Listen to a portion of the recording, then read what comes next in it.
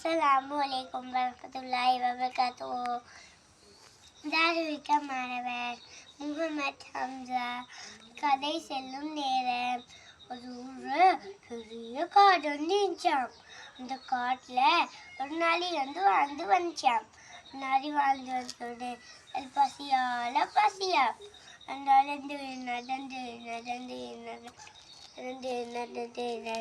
வந்துச்சாம். வந்த பிறகு திராட்சை படம் காடு கழுவி வந்துச்சாம். வந்த பிறகு அது பாஞ்சிச்சாம். கிட்டவே இல்லையாம்.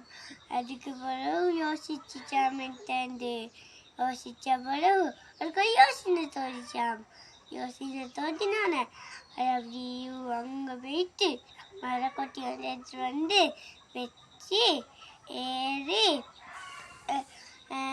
பவுரு நிறைய திண்டிச்சான். இதுல எது விளங்குது? முயற்சி செய்தால் எதுவும் ஏலும். முயற்சி திருவினை ஆகும்.